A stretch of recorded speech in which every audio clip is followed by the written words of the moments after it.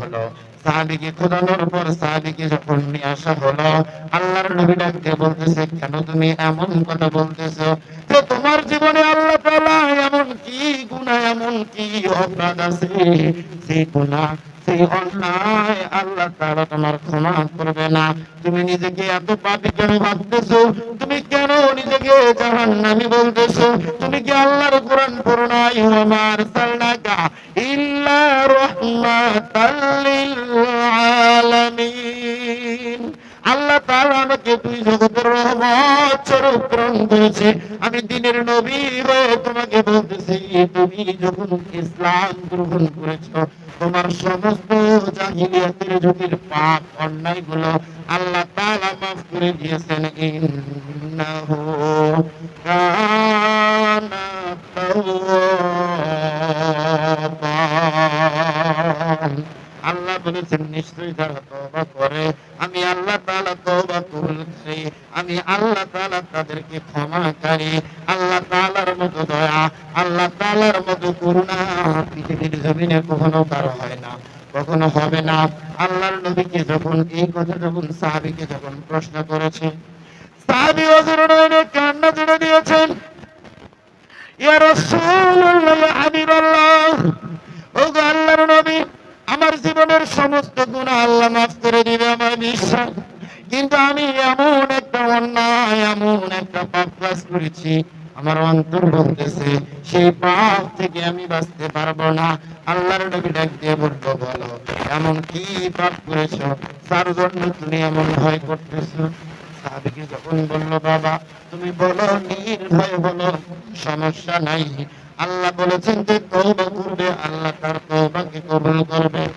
সাহাবী হযরত নয়নে কান্দে আর ডাক দিয়ে বলে, ইয়া রাসূলুল্লাহ, ইয়া হাবিবাল্লাহ, আপনি যখন মক্কায়, আপনি যখন আবির্ভাব হননি, আপনার উপর যখন নবুয়ত আসেনি, আমি ওই জাহিলিয়াতের যুগের কথা বলছি, যখন আমরা অন্ধকারচ্ছন্ন ছিলাম, ভাইয়ে ভাইয়ে খুনাখুনি, মারামারি, কাটাকাটি, হানাহানি, রক্তপাত, নারীদেরকে নিয়ে উলঙ্গ দেহে কোনোভাবে মস্তি করা হতো। এই সমাজে নারীদের কোনো মর্যাদা ছিল না, সম্মান ছিল না, ভাইয়ে ভাইয়ে কোনো সুসম্পর্ক ছিল না।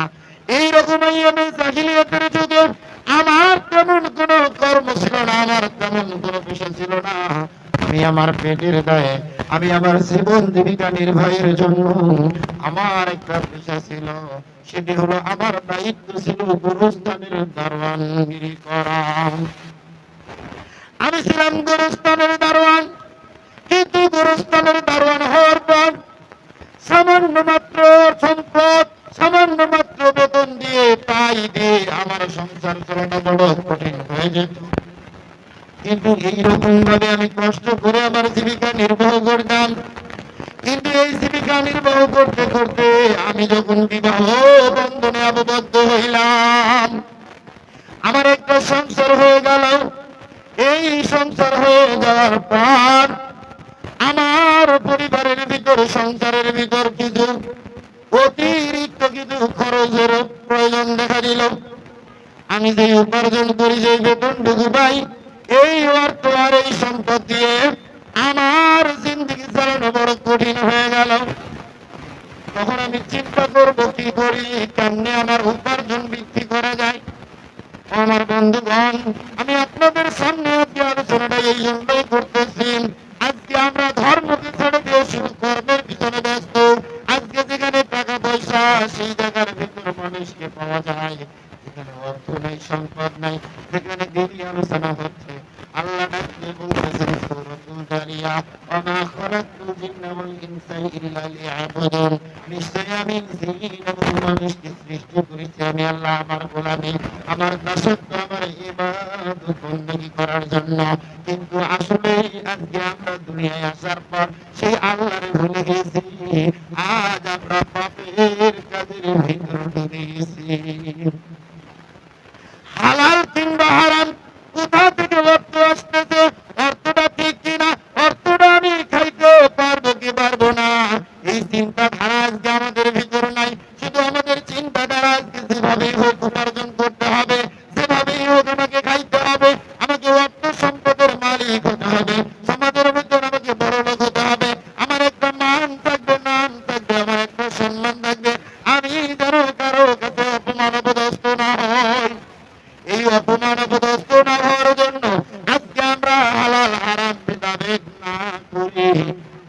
সম্পদ ভাই মেরে খাচ্ছি, বোনের সম্পদ মেরে খাচ্ছি।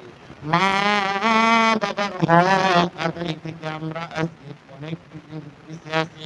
মা বাবার সাথে দুর্ব্যবহার করতেছি, পাড়া প্রতিবেশীর হক আদায় করতেছি না। এই জন্য আমি আপনাদের এই শিক্ষা লাভ করার জন্য আপনি কেন কোরআন পড়বেন, কেন কোরআন মানবেন, আপনি কেন সাহাবাদেরকে মানবেন? আল্লাহ তাআলার নবী যেহেতু বললেন ফাস্তাগাল্লা হালালাহু ওয়া হারামা হারামাহু ওয়া আদখালাহুল জান্নাহ।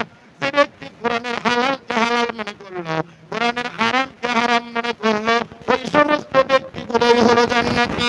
এই হালাল এবং হারামটা বোঝানোর জন্য আমি আজকে আপনাদের সামনে এই কথাগুলো তুলে ধরতেছি।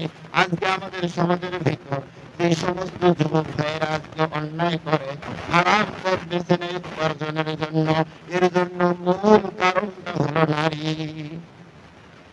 স্বামীর অর্থ, সামান্য অর্থ উপার্জন দিয়ে, সামান্য জীবিকা দিয়ে তার মন ভরে না, পরিবার পরিজনের চাহিদা মিটাইতে পারে না।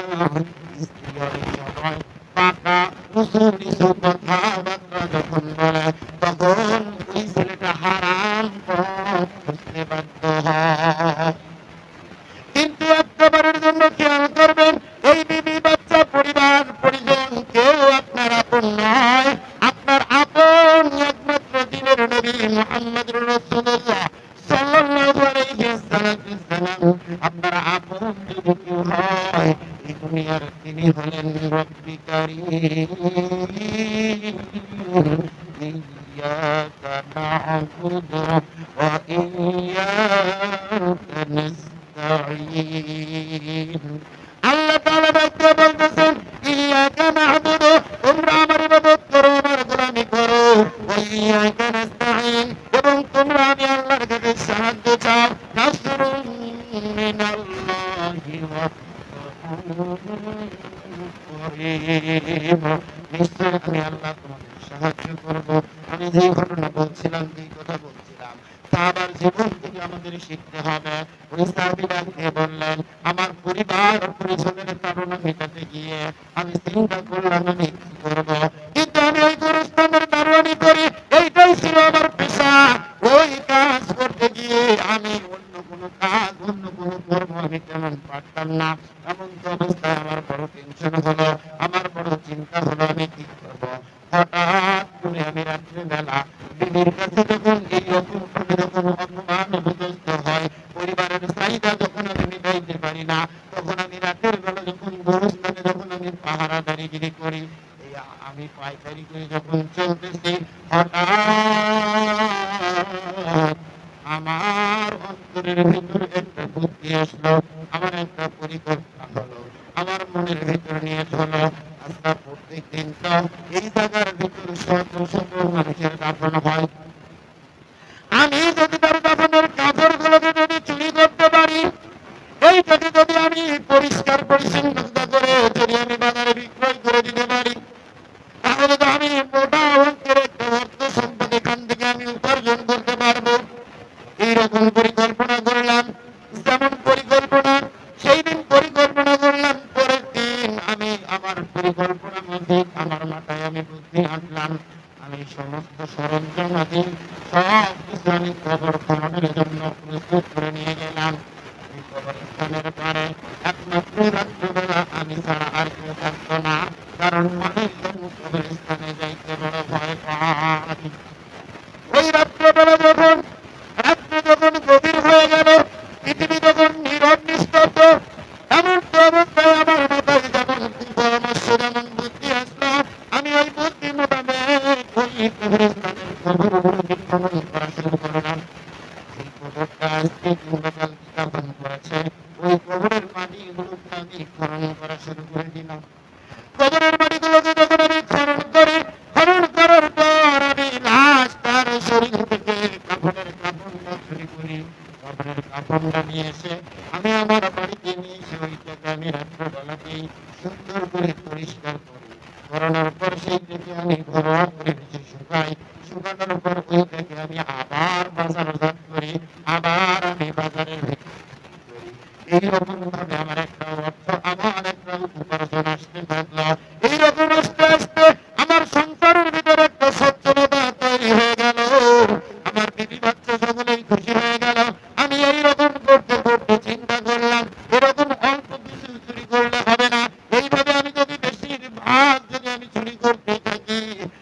সময় আমি ভালো লাভবান হব, এক সময় আমি এই মক্কা মদিনার সবচেয়ে বড় ধনাঢ্য হব। আমার অন্তরের ভিতরে লোভ চলে বসলো, আল্লাযী ইউওয়াসওয়াসু ফি সুদুরিন নাস। আমার আল্লাহ তাআলা একদিন বলেন, দুনিয়ার মানুষ, তোমাদের অন্তরের ভিতরে শয়তান কুমন্ত্রণা দেয়, ওয়াসওয়াসা দেয়, যাইতে তোমরা আল্লাহর পথ থেকে ভুলে থাকো, যাইতে তোমরা শয়তানের পথে চলে জান্নাত থেকে বিমুখ হয়ে জাহান্নামের রাস্তায় চলো। খতামাল্লাহু আলা কুলুবিহিম ওয়া আলা সাম'ইহিম ওয়া আলা আবসারিহিম গিশাওয়াতুন ওয়া লাহুম আযাবুন আযীম। আমার আল্লাহ তাআলা ডাক দিয়ে বললেন, হে দুনিয়ার মানুষ, আমি আল্লাহ তার অন্তরে মোহর মেরেছি। যতই তাদেরকে কোরআন বোঝাবার হাদিস বোঝাও, এরা কখনোই হেদায়েত প্রাপ্ত হবে না। খতামাল্লাহু আলা কুলুবিহিম, আমি আল্লাহ যার অন্তরে মোহর মেরেছি সে কখনোই হেদায়েত প্রাপ্ত হবে না। ওয়ালাহুম আযাবুন আযীম, আর ওই সমস্ত বান্দা আর বান্দির জন্য আমি আল্লাহ তাআলার পক্ষ থেকে রয়েছে কঠিন থেকে কঠিনতম আযাব। আজকে আমরা আযাবকে ভয় করি না, বরং আমরা মুখের উপর বলেই থাকি, আমার কবরে তো কেউ যাবে না, আমি জাহান্নামের আযাব সইব, সেই জায়গায় তো আর কেউ দেখতে যাবে না। এই 3.5 হাত বডির ভিতর, এই 3.5 হাত বডির ভিতর রাস্তাঘাট চলতে গিয়ে ছোট্ট একটা কাঁটা যদি পায়ের মধ্যে বেঁধে, তাহলে আমরা তার ব্যথার যন্ত্রণায় ছটফট করি, আমরা আর সুস্থভাবে হাঁটতে পর্যন্ত পারি না। তাহলে আপনি কোন জ্ঞানে বলেন ওয়ালাহুম আযাবুন আযীম, আল্লাহ তাআলার পক্ষ থেকে কঠিন আযাব আপনি সইতে পারবেন না? না না না, আল্লাহর আযাব কখনো সইতে পারবো না। ইন্না রাব্বিকা লাশাদীদ, আল্লাহর ধরা বড় কঠিন। আল্লাহ যদি ধরে আর 1 সেকেন্ডের জন্য কেউ রেহাই পাবো না। কখনো জানি আজরাইল এসে কানটা নিয়ে যায় ধরিয়া, গায়ের পোশাক খুলে খুলে কাফনের পোশাক পরাইয়া, ছেলে কাঁদবে মেয়ে কাঁদবে আম্মা জান বলিয়া, ছেলে কাঁদবে মেয়ে কাঁদবে আব্বা জান বলিয়া, থাকবে না সেই দিন মুখের ভাষা, হেরে যাবে সকল ব্যথা। নতুন সাজন সাজিয়ে আমার রেখে আসবেন কবরে, বাপ মা ভাই বোন বন্ধু বান্ধব কেউ যাবে না সঙ্গেতে। ওই অন্ধকার কবরে একদিন আমাকে আপনাকে যেতেই হবে। বাড়ি গাড়ি অর্থ সম্পদ সবই পড়ে রবেন, ওই কবরে আমার আপনার একদিন ঠিক না হবে। ওই কবরের কথা স্মরণ করবো মুসলমান। ও বগুড়ার বাবাজিরা, একটা বারের জন্য খেয়াল করেন যে আল্লাহ তাআলা আমাকে আপনাকে সৃষ্টি করেছেন। মিনহা খালাকনাকুম ওয়া ফিহা নুঈদুকুম ওয়া মিনহা নুখরিজুকুম তারাতান উখরা। আল্লাহ বলেছেন মাটি থেকে সৃষ্টি করেছি, এই মাটিতে আবার মিশাই দিব। ওয়া মিনহা নুখরিজুকুম তারাতান উখরা, ওই মাটি থেকে আবার আল্লাহ তাআলা আমাকে আপনাকে জিন্দা করবে। একদিন কিন্তু আমাদেরকে আল্লাহর কাঠগড়ায় দাঁড়াইতে হবে। আল্লাহ তাআলা আমাকে আপনাকে প্রশ্ন করবে, আলাইসাল্লাহু বিআহকামিল হাকিমিন। সূরাতুত তিন, পারা নাম্বার 30। আল্লাহ তাআলা ডাক দিয়ে বলতেছেন, হে দুনিয়ার মানুষ, তোমরা কি আমি আল্লাহকে শ্রেষ্ঠ বিচারক মনে করো না? যদি আল্লাহকে শ্রেষ্ঠ বিচারক মনে করি, তাহলে আমাদেরকে হালালকে হালাল জানতে হবে, হারামকে হারাম মানতে হবে। কোরআন অনুসারে নিজের জীবন পরিচালনা করতে হবে। কোরআন অনুসারে আমাদের সমাজ আইন কানুন পরিচালনা করতে হবে। এই কোরআনের হুকুমত যদি কায়েম না হয়, তাহলে আমার আপনার শান্তি কখনো সম্ভব না। একটা দলের জন্য আল্লাহ রাব্বুল আলামিন আল্লাহর নবী এইবার ডাক দিয়ে বলতেছেন, ও আমার সাহাবী, তুমি বলো না এমন তো অবস্থায় তুমি এমন কি করেছো? আমার আল্লাহ তাআলা তুমি যখন কালিমা পড়েছো, আল্লাহ তাআলা তোমার জীবনের সমস্ত গুনাহ গুলোকে মাফ করে দিয়েছে। আল্লাহ আর কোনো অপরাধ আর কোনো গুনাহ তোমার লেখে দিলেও আল্লাহ তাআলা তোমাকে ক্ষমা করে দিয়েছেন। এমন তো অবস্থায় সাহাবী নাই কান দিয়ে তারা ডাক দিয়ে বলতেছেন, শুধু কাপড়ের কাপড় চুরি না, আমি শুধু ওই ভয় আর ওই চিন্তা করতেছি না। ওগো আল্লাহর নবী,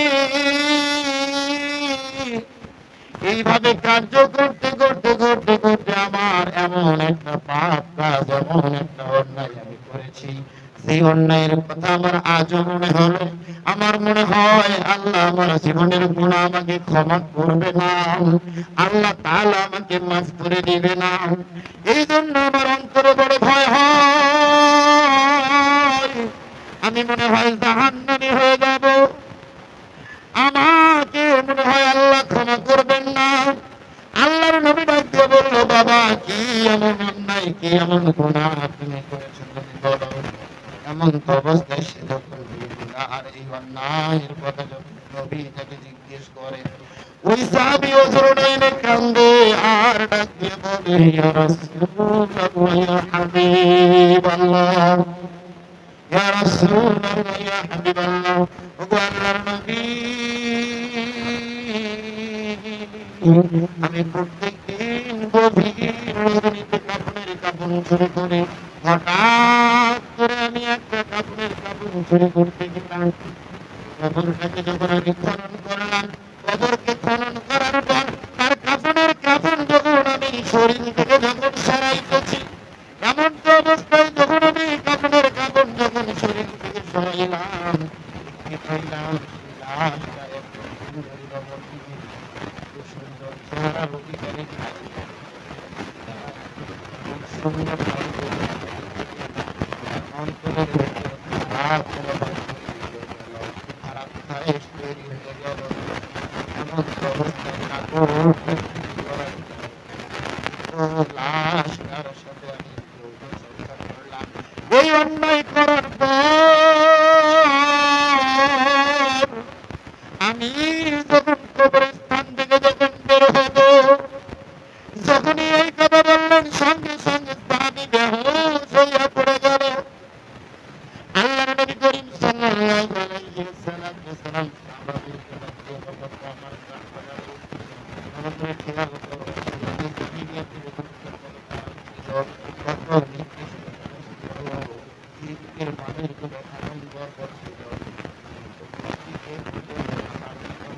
সেই মানুষগুলো ভাই হয়ে বিরোধ করতে পারত, সেই ভাই হয়ে বাবা আমার সাথে অন্যায় প্রচার করত, মিথ্যা জীবনের ভেতরে তারা নিমজ্জিত ছিল, তারা কখনো কোনো সৎ কাজ ভালো কাজে না। ওই জাহিলিয়াতের যুগে আল্লাহ তাআলা আমার উপর কোরআন নাযিল করেছে, আর ওই কোরআনটা আমি মক্কা মদিনার পরদে পরদে মানুষের দ্বারে দ্বারে কালিমার দাওয়াত দিয়েছি, কোরআনের কথাগুলো বোঝাইছি। ও মুসলমান, একটা বারের জন্য তাকান, আজকে যে সমস্ত আলেমরা কোরআনের দেরি করে, যে সমস্ত আলেমরা আজকে কালিমার দাওয়াত দেয়, তারা আজকে কোরআন অনুসারে রাষ্ট্র সমাজ পরিচালনা করতে চায়, তারা আজকে আমাদেরকে কোরআনের ভিতর নিমজ্জিত করতে চায়। আজকে ওই লোকগুলো, ওই আলেমগুলোর মর্যাদা আমার আপনার সমাজে নাই, বরঞ্চ ওই আলেমদেরকে মামলা হামলা, বিভিন্ন জেল জুলুম নির্যাতন অত্যাচার নির্যাতন ইত্যাদি দিয়ে আজকে আমরা তাদের নিষ্পৃহ করতেছি। কিন্তু একটা বারের জন্য খেয়াল করেন, এই কোরআন পারে একমাত্র আমাকে আপনাকে মুক্তি দিতে, এই কোরআন পারে একমাত্র আমাকে আপনাকে শান্তি দিতে। কোরআন ছাড়া পৃথিবীতে এমন কোন ব্যক্তি নাই, সেই ব্যক্তির মতাদর্শ, সেই ব্যক্তির কথা মতো আমার আপনার দেশ সমাজ পরিচালনা করলে এই সমাজে শান্তি সম্ভব না, না, কোনোদিন না। যদি এই সমাজে শান্তির প্রয়োজন হয় তাহলে কোরআন অনুসারে নিজের সমাজটাকে পরিচালনা করতে হবে। এই জন্য আমাদের নিয়ত করতে হবে, আমরা কোরআনের পক্ষে থাকবো, হাদিসের পক্ষে থাকবো, রাসূলের পক্ষে থাকবো, দুনিয়ার কোন বাম রামের পক্ষে আমরা থাকবো না। আমরা কোন শয়তানের রাস্তায় চলবো না। রাস্তা হলো দুইটা, একটা হলো হিজবুল্লাহ, একটা হলো হিজবুল শয়তান। যদি হিজবুল্লাহ আল্লাহর রাস্তায় যদি চলতে পারেন আপনি জান্নাতি হবেন, আর হিজবুল শয়তান, আর যদি আপনি আল্লাহর রাস্তা ছেড়ে দিয়ে যদি শয়তানের রাস্তায় চলেন তাহলে আপনি হবেন জাহান্নামী। আপনাকে কেউ কোনোদিন জান্নাতের দিশা দিতে পারবে না। না পাবেন দুনিয়ায় শান্তি, না পাবেন আখিরাতে মুক্তি। আখিরাতে মুক্তি এবং দুনিয়ায় শান্তি কেউ যদি পেতে চাও তাহলে পবিত্র কোরআনকে বুকে আঁকড়ে ধরো, নবীর আদর্শকে আঁকড়ে ধরো, নূর নবী মুহাম্মদুর রাসূলুল্লাহ সাল্লাল্লাহু আলাইহি ওয়াসাল্লামের আদর্শকে মনে প্রাণে মেনে নাও। তবে এই সমাজটা সুন্দর শান্তিময় সমাজ হবে। নচেৎ কখনোই শান্তিময় হওয়া সম্ভব না। আল্লাহর নবী করিম সাল্লাল্লাহু আলাইহি ওয়াসাল্লাম সাহাবার যখন একটু হুঁশ হইল, সাহাবাকে যখন একটু জাগ্রত করে আল্লাহর নবী কাছে টেনে নিলেন, ডাক দিয়ে বলতেছেন, বাবা বলো না বলো, তারপরের দৃশ্য কি হলো, তারপর তুমি কি করলা? এমন অবস্থায় সাহাবী কাঁদতে ডাক দিয়ে বলে, ইয়া রাসূলুল্লাহ, ইয়া হাবিবাল্লাহ, আপনি বলেন না বলেন গো নবী, আল্লাহ কি আমারে মাফ করবেনি? আমার নবী ডাক দিয়ে বলেন, ইন্নাহু কানা তাওয়াবা, আল্লাহর ওয়াদা যে তওবা করবে, যে অন্যায় থেকে ফিরে আসবে, আল্লাহ তাআলা তাকে ক্ষমা করবে, আল্লাহ তাআলা তাকে মাফ করে দেবে। এমন কথা যখন ওই সাহাবী শুনলেন, ওই সাহাবী ডাক দিয়ে বলতেছেন, ইয়া রাসূলুল্লাহ, ইয়া হাবিবাল্লাহ, এখানেই আমার আলোচনা শেষ নয়, এখানেই শুধু আমি এই পাপ কাজ করে আমি ক্ষান্ত হইনি। আমি যখন এই অন্যায় করার পর ওই কবরস্থান থেকে যখন আমি লাফ মেরে যখন আমি উপরে উঠি, ওই কাফনের কাফন গুলো নিয়ে যখন আমি রওনা দিব আমার বাড়ির দিকে, ইয়া রাসূলুল্লাহ, ইয়া হাবিবাল্লাহ,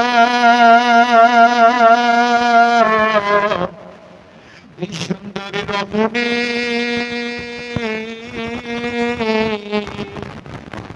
কবর থেকে আমাকে ডাকতে, হে যুবক,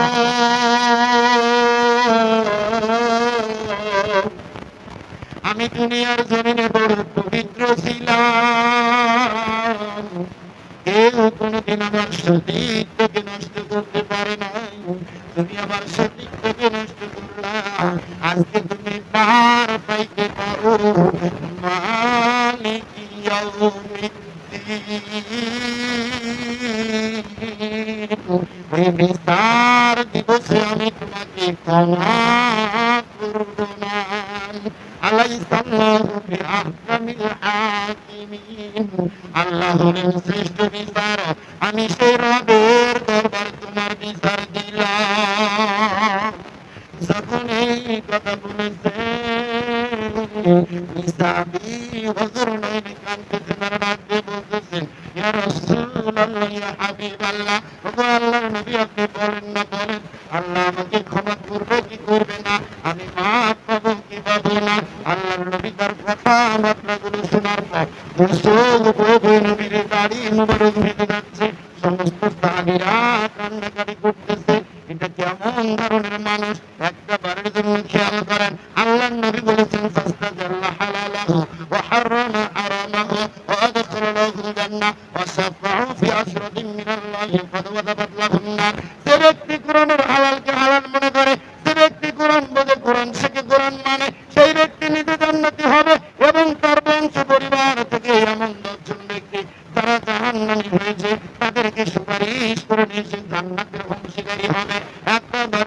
খেয়াল করেন, এই কোরআন বানালে জান্নাতি। আজকে আমরা সেই কোরআনকে পড়তে চাই না, সেই কোরআনকে জানতে চাই না, সেই কোরআনের জ্ঞান অর্জন করতে চাই না। ওই কোরআনের মাদ্রাসা তৈরি হোক আমরা এই সমাজের ভিতরে চাই না। ওই কোরআন অনুসারে আল্লাহর ইবাদত বন্দেগীর জন্য একটা মসজিদ ঘর তৈরি হোক আমরা সেইটা চাই না। আমার আপনার সমাজের ভিতরে একটা আলেম তৈরি হোক আমরা সেইটা চাই না। কিন্তু একটা বারের জন্য খেয়াল করেন, একজন কোরআনের আলেম ছাড়া, একজন কোরআন ছাড়া, মাদ্রাসা মসজিদ ছাড়া, আলেম ওলামা ছাড়া এই জাতির কখনো কল্যাণ ধরে আনতে পারে না। আল্লাহর নবী করিম সাল্লাল্লাহু আলাইহি ওয়াসাল্লামের জামানায় ছোট্ট একটা জিনিস একটু ভালো করে খেয়াল করবেন।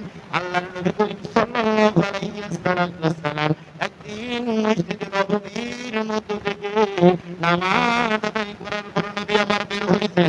এমন তো সময় একজন সাহাবী নবীর দরবারে আসলেন। আসসালামু ইয়া রাসূলুল্লাহ, ও আল্লাহর নবী, আমি আপনাকে একটা প্রশ্ন করতে চাই। আল্লাহর নবী ডাকতে বললেন, কি প্রশ্ন করতে চাই? জবাব করে ফেলো। এমন তো বলতেন সাহাবা ডাকতে বলতেছেন, ইয়া রাসূলুল্লাহ, ইয়া হাবিবাল্লাহ, ও আল্লাহর নবী, আমার একটা খেজুরের বাগান আছে। সেই বাগানে আজকে 2-3 বছর হয় কোনো খেজুর হয় না। কারণ ওই খেজুরের বাগান থেকে অনেক সুন্দর সুন্দর খেজুর হইতো এবং সেই খেজুরগুলো আমি বাজারে বিক্রি করতাম, নিজে খাইতাম, পাড়া প্রতিবেশীদের হক আদায় করতাম, আমি ওখান থেকে দান করতাম, সদকা করতাম এবং ওই খেজুর বাগানের খেজুর বিক্রি করে আমার পরিবার পরিজনের রুজি রোজগারের ব্যবস্থা হতো। ইয়া রাসূলুল্লাহ, ইয়া হাবিবাল্লাহ, কিন্তু আজকে 2-2টা বছর যাবত ওই খেজুরের বাগানের ভিতর তেমন কোন খেজুর ফল আমি পাচ্ছি না। ফুল আসে, ফলও হয় ছোট্ট ছোট্ট কুড়ি আকারে। এই কুড়ি আকারে যখন ফলগুলো হয় তখন এই সবগুলো ফলগুলো ঝরে যায়।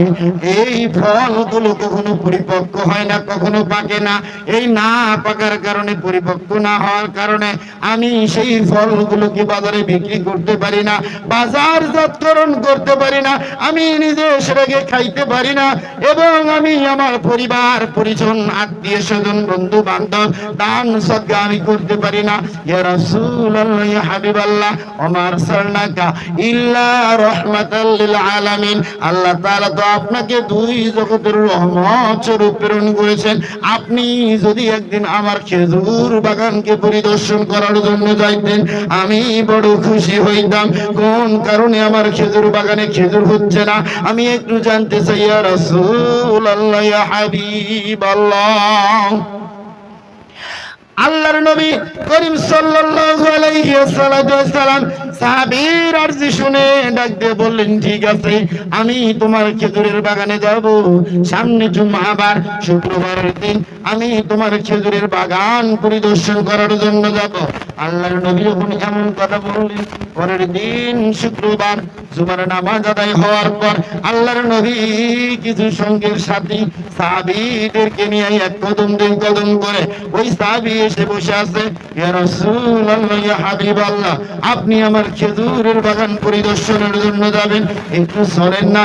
কেন আমার খেজুরের বাগানে খেজুর হয় না আমি একটু দেখতে চাই, আমি একটু জানতে চাই। এইবার কারণ যেই বাগানে আমার আগে খেজুর হইতো সেই খেজুর আমি নিজে খাইতাম, পরিবার পরিজনকে খাওয়াইতাম, বাজারজাত করতাম, বিক্রয় করে আমি সেই অর্থ সম্পদ দ্বারা আমার পরিবারের জীবন জীবিকা নির্বাহ হতো। কিন্তু আজকে 2 বছর যাবত খেজুরের বাগানে ফুল হয়, ফলও আসে, কিন্তু ফলগুলো পরিপক্ক হয় না, বাজারজাতকরণ হয় না, পাকানোর আগেই সমস্ত ফলগুলো ঝরে যায়। এই সমস্যার কারণ আমি সর্ব অবস্থায় সব কিছু চিকিৎসা, সব কিছু ট্রিটমেন্ট করেছি, কিন্তু কিছুতেই উন্নতি লাভ করতে পারি নাই। ইয়া রাসূলুল্লাহ, ইয়া হাবিবাল্লাহ, আপনি চলেন না, চলেন আমার সঙ্গে একটু।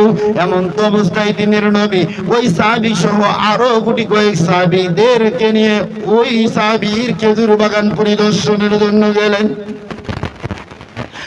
আল্লাহর নবী যখন ওই সাহাবীর খেজুরের বাগানে যখন পরিদর্শনের জন্য যখন গেলেন, খেজুরের বাগানে উপস্থিত হইয়া আল্লাহর নবী করিম সাল্লাল্লাহু আলাইহি ওয়াসাল্লাম ডাক দিয়ে বলেন, ও আমার সাহাবীরা রে, তোমরা একটু খেজুর বাগানটাকে ভালো করে তালাশ করো, ভালো করে খুঁজে দেখো তো কোথাও কোনো সমস্যা আছে নি, কোনো গাছের ভিতরে কোনো ত্রুটি আছে নাকি, কোনো ধরনের কোনো পোকামাকড় কিংবা গাছের ডালপালা কি কোনোভাবেই নষ্ট হয়ে গেছে নাকি, তোমরা একটু ভালোভাবে দেখো। সমস্ত সাহাবী তন্ন তন্ন করে খেজুরের বাগানের সবগুলো গাছকে মোটামুটি ভাবে দেখলেন।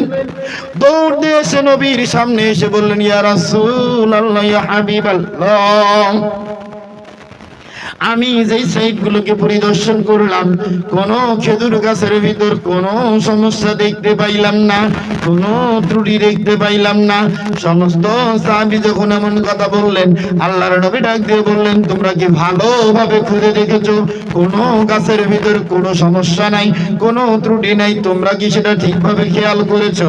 যখন এমন কথা বললেন, সঙ্গে সঙ্গে আল্লাহর নবী করিম সাল্লাল্লাহু আলাইহি সাল্লামের সাহাবীরা ডাক দিয়ে বললেন, ইয়া রাসূলুল্লাহ, ইয়া হাবিবাল্লাহ, আমরা তো দেখলাম সবগুলো গাছ প্রায় ঠিক আছে।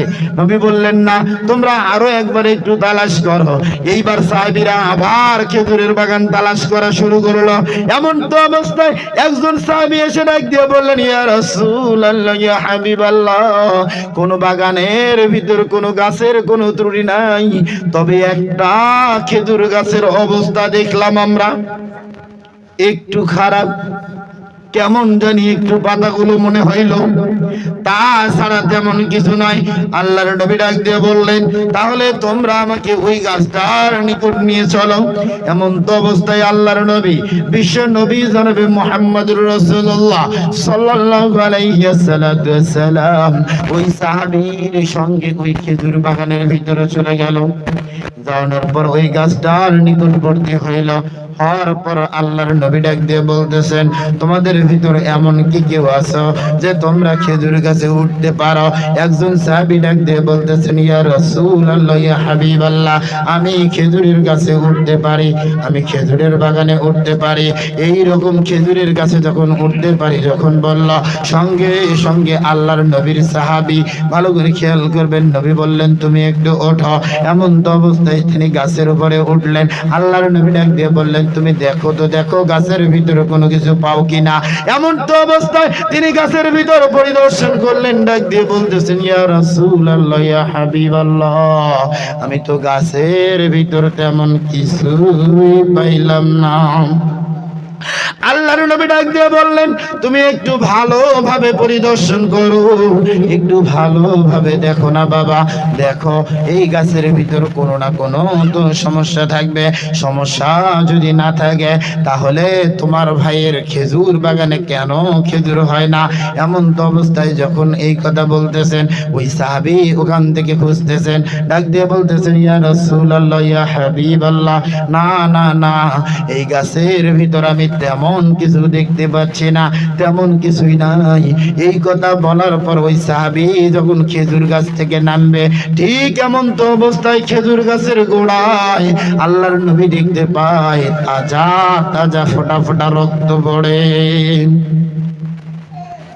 যখন তাজা তাজা রক্ত দেখতে পাই, আল্লাহর নবী, বিশ্ব নবী জনাবে মুহাম্মদুর রাসূলুল্লাহ সাল্লাল্লাহু আলাইহি ওয়াসাল্লাম ডাক দিয়ে বলতেছে, আমার সাহাবী রে, তুমি বললে গাছের ভিতর কিছুই নাই, কিন্তু গাছের নিচে এরকম তাজা রক্ত কোথা থেকে আসতেছে?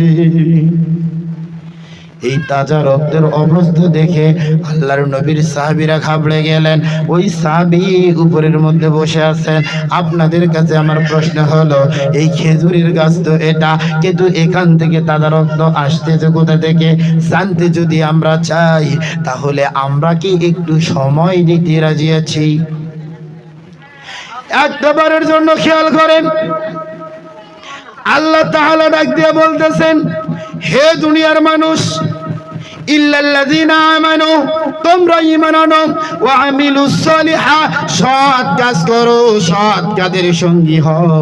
কিন্তু আজকে আমরা ঈমান আনি না, অথচ একটা বারের জন্য খেয়াল করেন আল্লাহ আবার সূরা বাকারার ভিতর অন্য একটা আয়াতের ভিতর ডাক দিয়ে বলেন, ওয়া মিনান নাসি মান ইয়াকুলু আমান্না বিল্লাহি ওয়া বিল ইয়াউমিল আখির ওয়া মা হুম বিমুমিনিন ইউখাদিউনা আল্লাহা ওয়াল্লাযীনা আমানু ওয়া মা ইয়াখদাউনা ইল্লা আনফুসাহুম ওয়া মা ইয়াশউরুন। এইবার যখন তাদেরকে ঈমান আনার কথা বলা হয়, ওরা ডাক দিয়ে বলে আমরা কি নির্বোধ, আমরা কি বোকা যে আমরা ওদের মতো ঈমান আনবো। তার মানে বোঝা যাচ্ছে ওই সমস্ত ব্যক্তি ঈমান আনে না। কারা ঈমান আনে না? ঈমান আনতে বলা হয়েছে সাহাবা আজমাইনদের মতো, ঈমান আনতে বলা হয়েছে তাবিনের মতো, ঈমান আনতে বলা হয়েছে নবী রাসূলগণের মতো। কিন্তু আজকে আমরা নবী রাসূলগণের মতো ঈমান আনতে চাই না। আজকে আমরা নামে মুসলমান, কামে মুসলমান নয়। আজকে আমরা কোরআন মানি, কোরআন বুঝি যতক্ষণ বাবা কিংবা দাদা, চাচা কিংবা ভাই কেউ যখন অন্ধকার কবরে যায়, 3 দিন ওই বাড়িতে কোরআন তেলাওয়াত থাকে, 3 দিন ওই বাড়িতে কোরআনের অনুসরণ চলে। কিন্তু 3 দিন পার হয়ে গেলে কোরআনের সাথে তাদের আর কোনো সম্পর্ক থাকে না।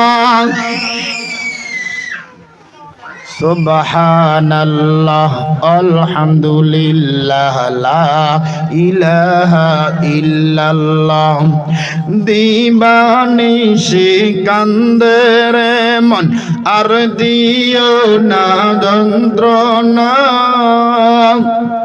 ধনে যদি হইতাম ধনী, যাইতাম সোনার মদিনা।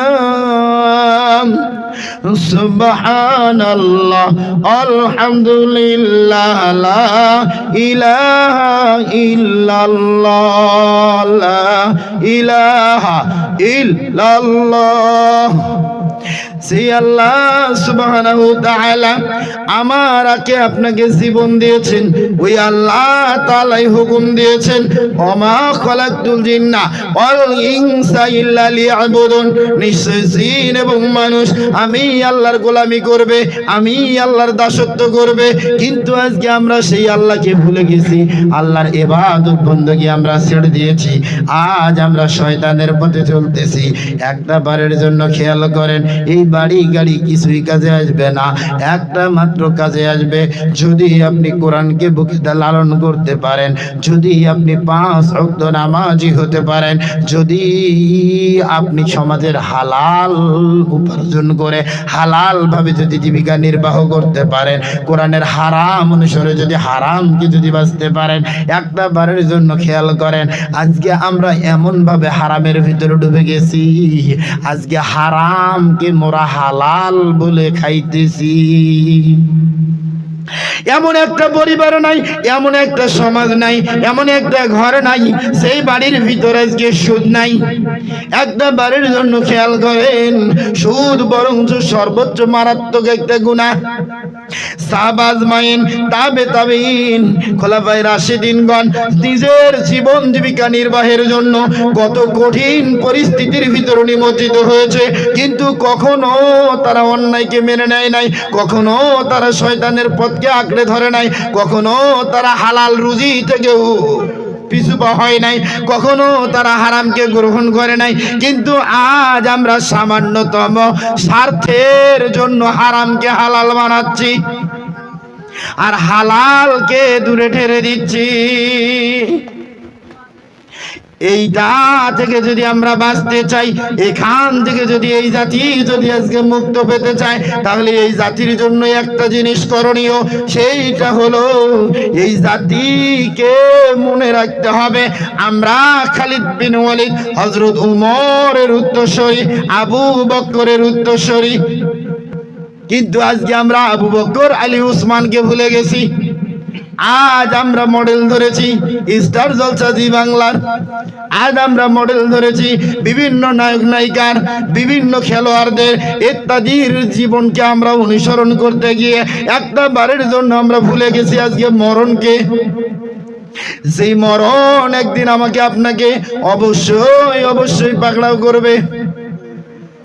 বাঁকালো হাসুজা করে কামারে আগুনে পোড়াইয়া, বাঁকালো হাসুজা করে কামারে আগুনে পোড়াইয়া, গুনাহগার বান্দাকে সোজা করবেন আল্লাহ কবর মাঝে শোয়াইয়া। ওই কবরে একদিন আমাকে আপনাকে যেতে হবে। ওই কবর বহু দূরে নয়, একটা বারের জন্য খেয়াল করেন ও মা, ওই কবরের কথাকে স্মরণ করেন। সেই কবর আমাকে আপনাকে অবশ্যই অবশ্যই যাইতে হবে। ওই কবর থেকে মোরা কেউ বাঁচতে পারবো না, কবর থেকে মোরা কেউ থাকতে পারবো না। যে আল্লাহ রাব্বুল আলামিন আমার আপনার জন্য এই কোরআনকে দিয়েছে, ওই আল্লাহ তাআলার হুকুম আহকামকে যদি আমরা মানতে পারি, তবে আমার আপনার জন্য সুশীতল জান্নাত পাবো। আর যদি আমরা না মানতে পারি, তাহলে আমরা জান্নাতি মেহমান হতে পারবো না। ও মা, জান্নাতি হতে গেলে, ও আমার বাবা, জান্নাতি হতে গেলে আমাদের সেই আমল দরকার, সেই কাজগুলো দরকার। আল্লাহর নবী করিম সাল্লাল্লাহু আলাইহি ওয়াসাল্লাম বলেছেন, এক নাম্বার তোমাদেরকে কোরআনকে আঁকড়ে ধরতে হবে, দ্বিতীয় নাম্বার তোমাকে রাসূলের হাদিসকে অনুসরণ করতে হবে। ওয়া আতিউল্লাহ ওয়া আতিউর রাসূল ওয়া উলিল আমরি মিনকুম। এমন আল্লাহ তাআলা বলতেছেন, আমার সাথে সম্পর্ক করতে হলে রাসূলের সাথে সম্পর্ক করো। আর রাসূল বলেছেন, আমার সাথে সম্পর্ক করতে হলে ওয়া আতিউর রাসূল ওয়া উলিল আমরি মিনকুম, তোমরা তোমার নেতার আনুগত্য করো। আজকে একটা বারের জন্য খেয়াল করেন, আজকে কোরআনের আদর্শের নেতার অভাব। আজকে সমাজের ভিতর কোরআনের আদর্শ ছাড়া নেতার অভাব নাই, কিন্তু কোরআন মেনে বুঝে আবু বকর উমরের মতো নেতার অভাব। আজকে যদি এই বাংলাদেশের বুকে উমরের মতো একটা উমর যদি রাষ্ট্রপ্রধান হতো, এই সোনার বাংলায় শান্তি নেমে আসতো। রাহাজানি, লুটতারাজ, মারামারি, কাটাকাটি, হিংসা, বিদ্বেষ, সুদ, ঘুষ ইত্যাদি জিনা, ব্যভিচারী এই সমাজ থেকে চিরতরে উঠে যেত। কিন্তু আজকে আমরা উমরের মতো একটা নেতাকে আজও পর্যন্ত আমরা সিলেক্ট করতে পারলাম না। আজকে আমরা বাজার করতে 10 বার ভাবি, কিন্তু একটা বারের জন্য আমরা একটা সুন্দর নেতা নির্বাচন করতে ভাবি না। আমরা মনে করি আমরা নেতা নিয়ে চিন্তা করব কি? আল্লাহ তাআলা নেতার অনুগত্য করাকেও ফরজ করেছেন, ওয়া আতিউল্লাহ ওয়া আতিউর রাসূল ওয়া উলিল আমরি মিনকুম। আমি আল্লাহকে পাইতে গেলে রাসূলকে মানতে হবে, আর রাসূল বলেছেন আমাকে পাইতে গেলে তোমাকে নেতার অনুসরণ করতে হবে। ওমা, নেতা হতে হবে মুহাম্মদুর রাসূলুল্লাহ সাল্লাল্লাহু আলাইহি সাল্লামের মত। দেখেন না, দেখেন একটা সাহাবীর সমস্যা দেখে আমার নবী সাহাবীর সঙ্গে তার খেজুর বাগান পর্যন্ত গিয়েছে। আর আমরা যে কোনো সমস্যার জন্য আমাদের নেতাদের বাড়িতে গেলে বাহিরে আমাদের সিরিয়াল নিয়ে বসে থাকতে হয়, কিন্তু ঘন্টার পর ঘন্টা চলে যায়, নেতার সাথে দেখা হয় না। এই ধরনের নেতা যতদিন এই সমাজে থাকবে, এই সমাজ কোনোদিন শান্তি লাভ করতে পারবে না।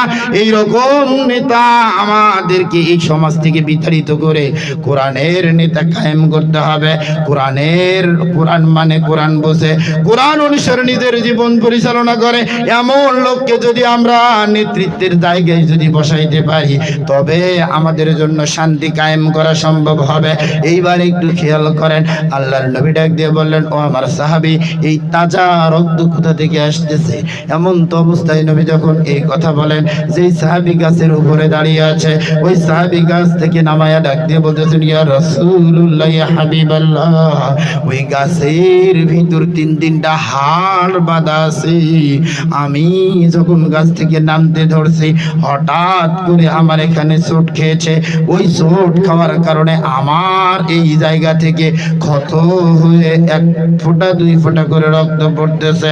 আল্লাহর নবী যখন এমন কথা বললেন, নবীর সামনে যখন সাহাবী এমন কথা বললেন, আল্লাহর নবী ডাক দিয়ে বলল, আমার সাহাবী রে, তুমি যে বললা গাছের ভিতর কিছুই পাওনি, কোনো কিছুই দেখতে পাওনি। সাহাবী ডাক দিয়ে বলতেছেন, ইয়া রাসূলুল্লাহ, ইয়া হাবিবাল্লাহ, আমি সবেমাত্র শুধু হাড় দেখেছি, কিন্তু ওই হাড়ের কথা আর আপনাকে কি বলবো, কারণ আমি গাছের ভিতর কোনো পোকামাকড় দেখি নাই, গাছের ভিতর বড় ধরনের কোনো রোগ ব্যাধি দেখি নাই, এই জন্যই তো আমি আপনাকে কিছুই বলি নাই। আল্লাহর নবী ডাক দিয়ে বলল, এইবার তুমি গাছে ওঠো, ওই হাড়গুলোকে তুমি ওখান থেকে নামাও। এইবার একটু খেয়াল করেন, ওই সাহাবী আবার গাছের ভিতর উঠলেন। গাছের ভিতর ওঠার পর ওই সাহাবী সঙ্গে সঙ্গে ওখান থেকে হাড় তিনটা নিয়ে আল্লাহর নবী করিম সাল্লাল্লাহু আলাইহি সাল্লামের সামনে আনলেন। নবীর সামনে নবীর হাতে যখন দিলেন, আমার নবী সঙ্গে সঙ্গে হাড় তিনটাকে হাতে নিল। এইবার একটু খেয়াল করেন, সাহাবারা ডাক দিয়ে বলতেছেন, ইয়া রাসূলুল্লাহ, ইয়া হাবিবাল্লাহ, ওগো আল্লাহর নবী, আপনি বলেন না, বলেন এই হাড়গুলো কিসের, এই হাড়গুলো কোথা থেকে আসলো, এই হাড়গুলো কিসের, আমরা একটু জানতে চাই। আল্লাহর নবী ডাক দিয়ে বললেন, ও আমার সাহাবীরা রে, তোমরা ভালো করে শুনে রেখো, জেনে রেখো, আমি যে হাদিস বলেছি, ফাস্তাজাল্লা হালালাহু ওয়া হারামা হারামাহু ওয়া আদখালাহুল জান্নাহ, আমার আলোচনা ওই হাদিসের প্রেক্ষাপটে হবে। ইন্না আনসালনা ফি লাইলাতুল কদর, লাইলাতুল কদর রজনীতে যেই কোরআন নাজিল হয়েছে, এই কোরআনকে মানতে পারলে আপনার দাম কি রকম বাড়বে, এইটা বোঝানোর জন্যই আমি সূরা কদর এবং আল্লাহর নবীর অসংখ্য অগণিত হাদিসের মধ্য থেকে বাইহাকি শরীফ থেকে হাদিসটা নিয়েছি। একটা বারের জন্য খেয়াল করেন গো আমার ধর্মপ্রাণ মুসলমান ভাইয়েরা, একটা বারের জন্য স্মরণ করেন। আল্লাহর নবী ডাক দিয়ে বলতেছেন, ও আমার সাহাবীরা রে, তোমরা শুনে রেখো, শুনে রেখো, তোমরা জেনে রেখো, এই গাছের ভিতরে এই হাড় তিনটা যতদিন বাঁধা থাকবে, এই খেজুরের বাগানে যতই পরিচর্যা করা হোক, যতই যত্ন নেওয়া হোক, এই খেজুরের বাগানে এই হাড় তিনটা এই গাছের ভিতর যদি কিয়ামত তক পর্যন্ত বাঁধা থাকে, কিয়ামত তক পর্যন্ত এই খেজুর বাগানে আর কোনোদিন খেজুর হবে না। খেজুর যদি হয়, কিন্তু খেজুরটা কখনো পরিপক্ক হবে না, খেজুরটা কেউ কখনো খাবারের উপযোগী হবে না, তার আগে এই খেজুরগুলো জমিন গাছ থেকে জমিনের ভিতর পড়ে যাবে, শুকিয়ে যাবে, নষ্ট হয়ে যাবে। এমন তো অবস্থায় সাহাবীরা আশ্চর্য হয়ে গেলেন, ইয়া রাসূলুল্লাহ, ইয়া হাবিবাল্লাহ, এই হাড় তিনটার এমন পাওয়ার, এমন ক্ষমতা, এমন শক্তি কেন? এই হাড়গুলো কিসের? এগুলো কি মানুষের হাড়? এগুলো কি জীব জানোয়ারের হাড়? এগুলো কিসের হাড় আমরা একটু জানতে চাই। আল্লাহর নবী যখন এই কথা বললেন, সাহাবীরা ডাক দিয়ে বলতেছেন, এই হাড়গুলো কিসের? এমন তো অবস্থায় আল্লাহর নবী ডাক দিয়ে বলতেছেন, শোনো, এই হাড়গুলো কিসের আমি তোমাদেরকে জানাবো, তোমাদেরকে বলবো। এই হাড়গুলো হলো আমার উম্মত আর উম্মতিনীর। এই হাড়গুলো হলো আমার উম্মতের মধ্য থেকে এমন তিন শ্রেণীর মানুষ, যেই তিন শ্রেণীর মানুষের হাড় পর্যন্ত আমার আল্লাহ রহমত বরকত উঠায় নাই। এমন তো অবস্থায় সাহাবীরা আশ্চর্য হয়ে গেল। সাহাবীদের ধারণা ছিল এগুলো মনে হয় কোন জীব জানোয়ারের হাড়, ছাগলের হাড়, উটের হাড়, দুম্বার হাড় ইত্যাদি, বিভিন্ন গাধার হাড় ইত্যাদি হাড় হতে পারে। কারণ মরুভূমিতে বিভিন্ন জায়গায় অনেক সময় বহু পশু প্রাণী মারা যায়, ওখান থেকে হয়তো বা কেউ না কেউ এই হাড়গুলো গাছের ভিতরে ঝোলাইছে, এমনটা সাহাবীদের ধারণা। কিন্তু সাহাবীরা যখন নবীর মুখ থেকে শুনলেন এই হাড়গুলো মানুষের, তাও আবার ওই মানুষের যারা আমি নূর নবীর উম্মত, সাহাবীরা আশ্চর্য হয়ে গেলেন, ইয়া রাসূলুল্লাহ, ইয়া হাবিবাল্লাহ, আমরা জানতে চাই এই হাড়গুলো কোন শ্রেণীর মানুষের। এই হাড়গুলো কোন মানুষের আমরা একটু জানতে চাই, আমরা একটু বুঝতে চাই। যেমন এমন কথা বললেন, এমন তো অবস্থায় সাহাবা আজমাইনেরা যখন রাসূলকে প্রশ্ন করলেন, আল্লাহর নবী, দিনের নবী মুহাম্মদুর রাসূলুল্লাহ সাল্লাল্লাহু আলাইহি ওয়াসাল্লাম ডাক দিয়ে বললেন, আটটা ছোট্ট একটা হাদিস বলি। এই কথার আলোকে আব্দুল্লাহ ইবনে মাসউদ রাদিয়াল্লাহু তাআলা আনহুম থেকে বর্ণিত, আল্লাহর নবী করিম সাল্লাল্লাহু আলাইহি ওয়াসাল্লামের কাছে জৈনক এক ব্যক্তি আসলো, এক সাহাবী আসলো, আল্লাহর নবীকে প্রশ্ন করলো, আইয়ুল আমাল, আল্লাহর নবী গো সবচাইতে আইয়ুল আমাল আফদাল, সর্বোত্তম আমল কোনটি? আল্লাহর নবী ডাক দিয়ে বললেন, ক্বালা সালাতি ওয়াক্তিহা, উক্ত মতো নামাজ আদায় করা। 2 নাম্বার অবিল ওয়ালিদাইন, পিতা মাতার সাথে সদাচরণ করা। সুম্মা ওয়া তুজাহিদুনা ফি সাবিলিল্লাহ, অতঃপর আল্লাহর নবী বললেন, যে ব্যক্তি আল্লাহর রাস্তায় সংগ্রাম করে, জীবন দেয়, জিহাদ করে, এই ব্যক্তি হলো উত্তম। অর্থাৎ এই 3টা আমল আল্লাহর কাছে পছন্দনীয়। এইবার একটু খেয়াল করেন, এই আমল এবং এই হাদিসের সাথে এই কথাগুলোর কিছুটা মিল আছে। এই কথাগুলোর সাথে একটু মিল আছে। মিলটা কেমন? একটা বারের জন্য খেয়াল করেন, আল্লাহর নবী করিম সাল্লাল্লাহু আলাইহি ওয়াসাল্লাম ডাক দিয়ে বললেন, উক্ত মতো নামাজ আদায় করতে হবে। কিন্তু আজকে একটা বারের জন্য খেয়াল করেন, আমরা উক্ত মতো নামাজ আদায় করি না, সময় মতো আমরা নামাজের ধার ধারি না। নামাজের বয়স পার হয়ে যাচ্ছে, আজও নামাজ ধরি না। কেউ যদি নামাজের দাওয়াত দেয়, আমরা ডাক দিয়ে বলি, বাবা এখন না, আরো কয়েকটা দিন যাক না, আসুক রমজান, শুরু করে দিব। এই রমজান বলতে বলতে কত রমজান চলে যাচ্ছে, কিন্তু আপনার জীবনের কোনো মোড় ঘুরতেছে না। আপনি একটা বারের জন্য নামাজি হচ্ছেন না। আপনি যতক্ষণ নামাজি না হবেন, আপনার কোনো মূল্য নাই। আপনি সর্বোচ্চ নিকৃষ্টতম একজন বান্দা বান্দি, কারণ যতক্ষণ পর্যন্ত আপনি নামাজ না পড়বেন। আল্লাহ তাআলার নবী ডাক দিয়ে বলেন, মান তারাকাস সালাতা ওয়া মান কাফের, কাফের এবং মুসলমানদের ভিতর পার্থক্যই হলো সালাত। এই নামাজ একমাত্র পার্থক্য। ও আমার বন্ধুগণ, একটা বারের জন্য খেয়াল করেন। এখন 2 নাম্বার হলো অবিল ওয়ালিদাইন, যে ব্যক্তি মাতা পিতার সাথে সদাচরণ করে না। আল্লাহর নবী ডাক দিয়ে বলল, এই যে এখানে 3টা হাড় আছে, এই 3টা হাড়ের ভিতর এক শ্রেণীর মানুষ হলো ওই শ্রেণীর মানুষ যারা নিজের বাবা মার সাথে সদাচরণ করে না। যেই সন্তান বাবা মার অবাধ্য হয়েছে, যেই সন্তান বাবা মার অভিশাপ প্রাপ্ত হয়েছে, যেই সন্তান নিজে উপার্জন করে, নিজে ভালো খায়, ভালো পড়ে, অথচ তার বাবা মা তার চোখের সামনে মানুষের বাড়ি বাড়ি গিয়ে ভিক্ষা করে। এমনও সন্তান আছে, নিজে ভালো উপার্জন করে, ভালো খায়, ভালো পড়ে, মা বাবার মুখে লাথি মেরে বাড়ি থেকে বের করে দেয়। নিজেরা একটা বাড়ির ভিতর কত সুন্দর সুন্দর খাবার তৈরি করে খায়, কিন্তু একটা বারের জন্য বাবা মাকে দেয় না। এমন সন্তানের অভাব আমার আপনার সমাজে কম না। এই যে এই ধরনের সন্তান যারা অবাধ্য সন্তান, আল্লাহর নবী ডাক দিয়ে বললেন, একটা হলো অবাধ্য সন্তানের হাড় আছে এখানে, যেই সন্তানটা বাবা মার অভিশাপ প্রাপ্ত সন্তান। এই সন্তানের হাড় এই গাছের ভিতর বাঁধা ছিল, এটা যতক্ষণ পর্যন্ত বাঁধা থাকবে ততক্ষণ পর্যন্ত এই খেজুরের বাগানে কোনো রহমত বরকত হবে না, কখনো এই খেজুরের বাগানে খেজুর হবে না। খেয়াল করেন, আজকে যদি সেই বাবা মার খেদমতের কথা বলা হয়, ডাক দিয়ে বলে, হুজুর খালি বাবা মার খেদমত আছে কেন? বাবা মা কি সন্তানের খেদমত করবে? এটা কি নাই? খুব ভালো করে খেয়াল করবেন, বাবা এবং মা তাদেরও কিছু হক আছে সন্তানের উপর, আবার সন্তানেরও কিছু হক আছে মা বাবার উপর।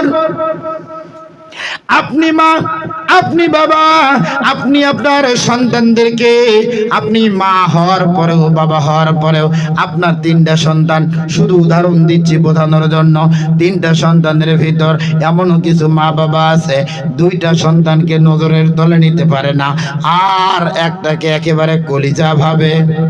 এমনটা যদি মায়ের আচরণ হয়, কারণ একটা সহজ কথা আছে গ্রাম্য বাংলায়, 1 চোখে নুন বেচে আর 1 চোখে তেল। এই ধরনের বিক্রি করা সেই সমস্ত মা বাবা আছে, ওই সমস্ত মা বাবাকেও কাল কিয়ামতের দিন আল্লাহর কাঠগড়ায় দাঁড়াইতে হবে। আল্লাহ ডাক দিয়ে বলছেন মালিক ইয়াউমিদ্দিন, বিচার দিবসের মালিক কিন্তু আমি আল্লাহ।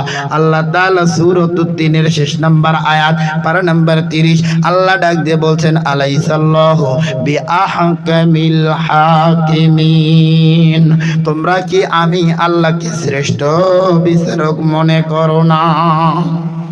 যেই মা বাবার বিচার করবেন আল্লাহ, সেই মা বাবার বিচার যেই আল্লাহ করবেন, ওই রবে কিন্তু আবার সন্তানেরও বিচার করবে।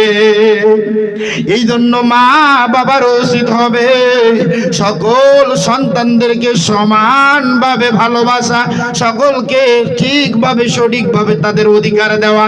একটা সন্তানের জন্য ডিম বুস করে ভালো ভালো খাবার রান্না করে খাওয়ায়, আর এক সন্তানের জন্য মরিচ ভাজি ইত্যাদি আচরণ মা হয়ে তারা চলবে না।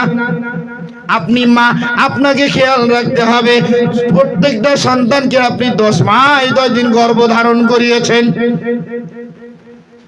আপনার ছোট ছেলেটা যেমন, আপনার বড় ছেলেটাও তেমন, আপনার মেয়েটাও তেমন, কিন্তু আপনি এমন মার মা, সম্পদগুলো ছেলেদের নামে করে দিয়ে মেয়েটাকে একেবারে জমাজমি না দিয়া কিছু অর্থ সম্পদ দিয়ে করছেন মা তোকে বুক ভরা দোয়া দিলাম। দোয়া নয়, খালি যাইয়া দেখো কবরে, তোমার খবর করবেন আল্লাহ নিজ হাতে। কারণ প্রতিটা সন্তানই আপনার, আপনার উচিত মেয়েও যেমন সন্তান, ছেলেও যেমন সন্তান। কোরআনে যেমনি তাদের অধিকার দিয়েছে, সেই রকম অধিকার ভাবে আপনাকে সমানভাবে বন্টন করতে হবে। আবার এমনও মা আছে, বাবা আছে, শুধু মেয়েকে সমস্ত সম্পদগুলো লিখে দিয়েছে, ছেলেদেরকে আর কোনো সম্পদ দেয় না। এই রকম আমার আপনার সমাজে আছে। এই রকম মা বাবা হবেন যারা, তাদেরকে একটা নসিহত করি, তারা পড়বেন সূরাতুল লোকমান। যেই সন্তানগুলো বাবা মার অবাধ্য, ওই সন্তানগুলোকেও বলবো আপনি যদি আল্লাহকে ভয় করেন, আল্লাহর কাঠগড়ায় যদি দাঁড়াইতে চান, তাহলে আপনারও জন্য পড়তে হবে সূরা লোকমান। সূরা লোকমান যদি পড়েন, এই সূরা লোকমানের ভিতর সন্তানের কি হক, সন্তানের কি হক, হযরত লোকমান সেটা সুন্দর করে বুঝিয়ে দিয়েছেন। আমার আল্লাহ পছন্দ করেছেন, এই জন্য আল্লাহ কোরআনের ভিতর সেটাকে রেকর্ড করে দিয়েছেন। আবার একজন মা বাবার কি হক, মা বাবা সন্তানদের সাথে কেমন করবে, সেই হকের কথাও সূরা লোকমানের ভিতর আল্লাহ তাআলা লোকমানের মাধ্যমে শেখাই দিয়েছেন। এই জন্য আমাদের উচিত হবে পবিত্র কোরআন পড়া, কোরআন বোঝা, কোরআন মানা। কিন্তু আজকে আমরা অনেকেই কোরআন পড়ি কিন্তু কোরআন বোঝার চেষ্টা করি না। এইটা হলো আমাদের বড় সমস্যা। যতক্ষণ পর্যন্ত না আপনি কোরআন বুঝবেন, ততক্ষণ পর্যন্ত এই সমাজ উন্নতি লাভ করবে না। এই সমাজে যদি শান্তি কায়েম করতে চাই, তাহলে আমাদেরকে কোরআনের শিক্ষায় শিক্ষিত হতে হবে। কোরআন আগে নিজের দিলে, অন্তরের ভিতর আগে জ্বালাতে হবে, তবেই কোরআন বাংলাদেশের সংসদে জ্বালালে এই সমাজটা শান্তিপূর্ণ হবে। এইবার একটু খেয়াল করেন, আল্লাহর নবী ডাক দিয়ে বললেন একজন হলো অবাধ্য সন্তান। এখন হাড় বাকি থাকলো 2টা। এমন তো অবস্থায় যখন 2টা হাড়ের কথা বললো, আমি জানি গো জানি ও বকুলের বাবাজিরা, আমি যদি এখন বাকি 2টা হাড়ের কথা বলে, অনেকেই ডাক দিয়ে বলবেন হুজুর আপনি আমার বিরুদ্ধে লাগছেন কে? আমার জন্য মনে হয় আপনি এই হাদিসটা, এই আয়াতটা আপনি বেছে নিয়েছেন। না না না না, আপনারা কেমন কালচার আর কেমন চরিত্র, এই মানুষগুলো কেমন হবে আমার আল্লাহ সেটা ভালো করেই জানে। যেহেতু কিন্তু আল্লাহ আমাকে আপনাকে বানিয়েছে। এই মানুষগুলো আল্লাহকে ভুলে কোন কাজে কোন পথে চলতে পারে আল্লাহ সেটা ভালো করে জানে। এই জন্য আল্লাহ তাআলা নবীর মাধ্যমে আমাদেরকে কোরআন দিয়েছেন। আর এই কোরআনের মাধ্যমে বুঝতে পারলে মানতে পারলে আমরা সেই জাহান্নামের আগুন থেকে বাঁচতে পারবো, নচেত আমরা আল্লাহর জাহান্নাম থেকে বাঁচতে পারবো না। এবার দ্বিতীয় নাম্বার আল্লাহর নবী ডাক দিয়ে বলল, ওই হাড়, যে হাড় হলো একজন সুদখোরের। পৃথিবীতে যত গুনাহ আছে, যত অন্যায় আছে, সমস্ত গুনার চাইতে সবচাইতে বড় পাপ, সবচাইতে বড় গুনাহ হলো সুদ খাওয়া। সুদের সর্বনিম্ন যে গুনাহ আছে, সুদের প্রায় ৭৭টা পাপের শাখা। সুদ খাইলে ৭৪টা গুনাহের শাখা। এই ৭৪টা গুনাহের শাখার ভিতর সর্বনিম্ন যেই শাখাটা, সেটা হলো আপন মায়ের সাথে জিনা করার সমতুল্য। আজকে একটা বারের জন্য খেয়াল করেন, আমাদের এমন একটা পরিবার, এমন একটা ঘর, এমন একটা সংসার নাই যেই সংসার, যেই ঘরের ভিতর আজকে সুদের অর্থ সম্পদ নাই। আজকে সুদ থেকে বাঁচতে আমরা হুজুরের পর্যন্ত পারতেছি না, কারণ আমরা গ্রামের ভিতর করি মুয়াজ্জিনি, গ্রামের ভিতর করি ইমামতি। এখন পাড়ার ভিতর সকলেই মিলে দায়িত্ব দিছে মসজিদের যাদেরকে। এখন এই যারা মসজিদের দায়িত্ব পেয়েছে, এদের ভিতরে তাকায়া দেখেন অর্ধেকগুলো সুদখোর। এখন এরা আবার গ্রামের ভিতর লিস্ট করছে এই হুজুরকে কে খাবার দিবে। এই খাবারের লিস্টে আবার যায় দেখেন ১ নাম্বার কাতরত আছে সুদখোরের ঘরে বাড়ি। হুজুর ৫ ওয়াক্ত নামাজ পড়াচ্ছে ঠিকই, কিন্তু খাইয়া যায়া খাচ্ছে সমানে সুদ। খুব ভালো করে খেয়াল করেন, আপনারা রাগ করলে আমার কিছু আসে যায় না। আমি হক এবং সত্য কথাটা বলার জন্য আপনাদের সামনে উঠেছি। যেই কথাটা, এই কথাগুলো যদি আমি গোপন করি, আপনি আমাকে লজ্জা নাই। আপনি আল্লাহকে যদি ভয় করেন, রাসূলের আদর্শ কলিজায় লালন করে আপনি আজকে থেকে তওবা করেন, ইন্নাহু কানা তাওয়াবা।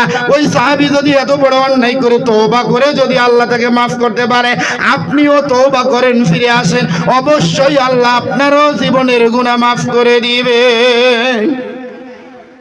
দাড়ি চাচা গোফিয়াটা গাজায় মারে দম, নামাজ নাই রোজা নাই ইফতার খাওয়ার জম। দাড়ি চাচা গোফিয়াটা গাজায় মারে দম, নামাজ নাই রোজা নাই ইফতার খাওয়ার জম। নেই ফজরে নেই জহরে নেই গো আসরে, মাগরিবেতে ওরাই থাকে প্রথম কাতারে। এশার সময় অন্ধ যুবক ভয় ভয় লাগে, এশার সময় অন্ধ যুবক ভয় ভয় লাগে। দাড়ি চাচা গোফিয়াটা গাজায় মারে দম, নামাজ নাই রোজা নাই ইফতার খাওয়ার জম। নেই ফজরে নেই জহরে নেই গো আসরে, মাগরিবেতে ওরাই থাকে প্রথম কাতারে। এশার সময় অন্ধ যুবক ভয় ভয় লাগে। ধর্মের বেলায় ঘুম, ধর্মের বেলায় ঘুম, ওরাই হলো সমাজপতি, ওরাই হলো রাষ্ট্রপতি। সুদের টাকায় করছে যারা অফিস ব্যাংক ব্যালেন্স, সুদের টাকায় করছে যারা অফিস ব্যাংক ব্যালেন্স, তারাই এখন মসজিদের খাদেম, তারাই এখন মসজিদের খাদেম। সুদের টাকায় করছে যারা ঘর বাড়ি, তারাই এখন মসজিদের সেক্রেটারি। নবীর সুন্নতের নাইকো তাদের নাইকো হাদিস জানা, নবীর সুন্নতের নাইকো তাদের নাইকো হাদিস জানা।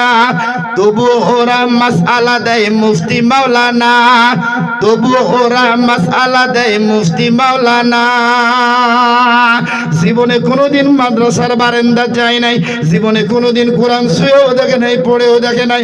হঠাৎ করে যা বলে, হুজুর আপনি আমাদের এইটা শিখাইছেন, এইভাবে সমাজে চলা নিষিদ্ধ। আমি আজকে শুনছি অমুক হুজুরের কাছে এমন ফতোয়া দিচ্ছে, হুজুর অবাক, এই ফতোয়া আপনাকে কে শিখালো? মাথায় খারাপ। হুজুর ডাক দিয়ে বলতেছে, আপনাকে তো আমি একদিনও 5 ওয়াক্ত নামাজের কাতারে দেখি না, কিন্তু আপনি আজকে শুক্রবারের দিন প্রথম কাতারে কেমনে জায়গা নিলেন? কই হুজুর জানেন না, আমি ওই মাসলা শুনছি আর আপনি এটা করেন, আপনার ভুল ধরার জন্য আজকে আমি প্রথম কাতারে আসছি। এই যে হলো একটা অবস্থা। আজকে সমাজের আম জনতা আলেমদের ভুল ধরে, আলেমদের খোটা দেয়, আলেমদের সাথে উঠে পড়ে লাগছে।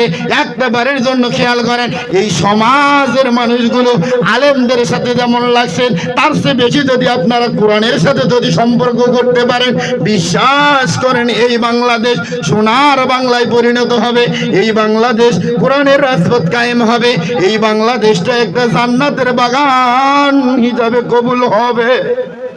কিন্তু আজকে আমরা সেই কোরআন পড়ি না, বুঝি না, বরং আজ আমরা নিজেদের ভিতর কাটাকাটি, মারামারি, হানাহানি, রক্তপাত ইত্যাদি আমরা আজকে বিবাদ নিয়ে, দ্বন্দ্ব নিয়ে সকলেই আমরা একে অপরের সাথে লেগে আছি। ও আমার বন্ধুগণ, আপনারা দয়া করে মন খারাপ করবেন না। আল্লাহ সুস্পষ্ট ভাষায় সুদকে হারাম করেছেন। এখন আল্লাহর নবী ডাক দিয়ে বলতেছেন, সেই ব্যক্তি সুদ খায়, এই সুদখোরের হাড় আছে এইটার মধ্যে। কয়টা হাড় গেল? দুইটা হাড় গেল, কিন্তু 3টা হাড় কিয়ামত পর্যন্ত বাধা থাকলেও এই খেজুর বাগানে কখনো খেজুর হবে না, কখনো রহমত, কখনো বরকত পাবে না। এখন প্রশ্ন হলো, 3 নাম্বার হাড়টা কার? 2টা কইছি, তাতেই অনেকের মন খারাপ। 3য় নাম্বার যদি কই, তাহলে লাস্টে হুজুরকার বাড়ি দিদাবার দিবে কিনা আল্লাহ ভালো জানে। এই জন্য মা একটা বারের জন্য খেয়াল করবেন, ও আমার বাবারা একটা বারের জন্য খেয়াল করবেন। আত্তাকুল্লাহ, আমরা আলেমরা ভয় করি শুধু আল্লাহকে, দুনিয়ার কোনো ব্যক্তিকে নয়। রাজা বাদশা আপনি আছেন কতক্ষণ? যতক্ষণ পর্যন্ত আমার আল্লাহ আপনাকে সম্মান দিবে আপনি থাকবেন ততক্ষণ। আল্লাহ যখন সম্মান দিবে না, তখন জুতা পিটা করে, তাড়া না করে বাংলাদেশ থেকে ইন্ডিয়ার মতো জায়গায় পালিয়েও জায়গা পাবেন না। তার প্রমাণ আমরা ইতিপূর্বে দেখেছি। এই জন্য বলতেছি, একটা বারের জন্য খেয়াল করেন। অনেক সময় কিছু ব্যক্তিকে জিজ্ঞেস করবেন, ভাই আপনি কি এইটা জানেন, আমাদের সমাজের ভিতরে একটা সব চাইতে একটা খারাপ গুণ আছে, সেইটা হলো অন্যের ত্রুটি ধরা, অন্যের দোষ ধরা। আমরা অন্যের উপর আঙ্গুল তুলি, তুমি খারাপ। খুব ভালো করে খেয়াল করেন, মনে